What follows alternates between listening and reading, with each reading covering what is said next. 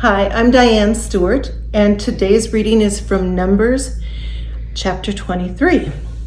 Balaam said to Balak, "Build me 7 altars here and prepare for me 7 bulls and 7 rams."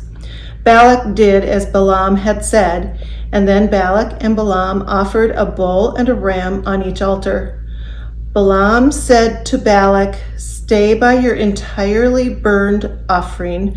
I will go, and perhaps the Lord will grant me an appearance and speak.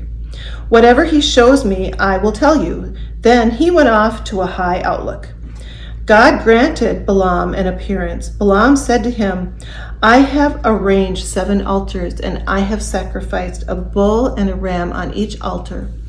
The Lord gave Balaam something to say and said to him, "Return to Balak and say this." Balaam returned to him while he and all the officials of Moab were standing next to his entirely burned offering. Then he raised his voice and made his address. "From Abram, Balak led me, the king of Moab, from the eastern mountains. Come, curse Jacob for me. Come, denounce Israel. How can I curse whom God hasn't cursed? How can I denounce whom God hasn't denounced? From the top of the rocks I see him. From the hills I gaze on him. Here is a people living alone. It doesn't consider itself among the nations. Who can count the dust of Jacob or number a fourth of Israel? Let me die the death of those who do right, and let my end be like his." Then Balak said to Balaam, "What have you done to me? I took you to curse my enemy, but now you've blessed him." He answered and said, "Don't I have to take care to speak whatever the Lord gives me to say?" Balaam's second blessing of the Israelites.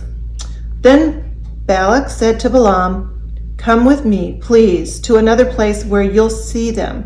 You'll see only part of them. You won't see all of them. Then curse them for me from there."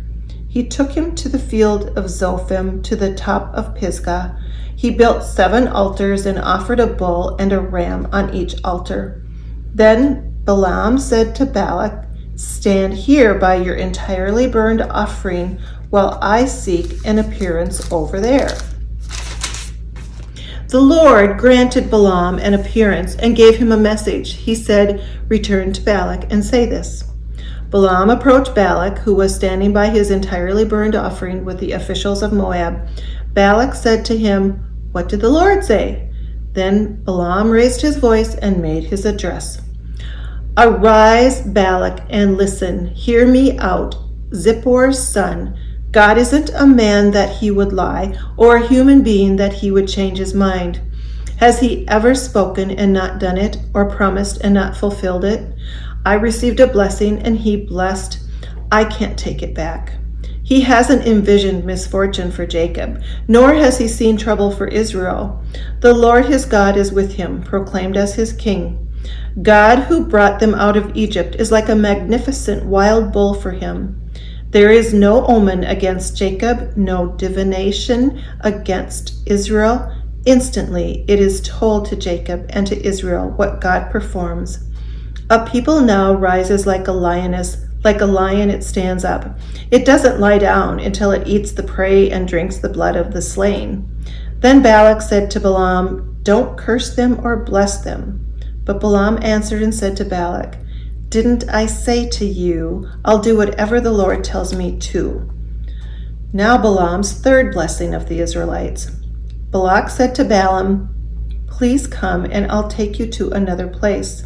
Perhaps God will prefer it so that you could curse him for me from there."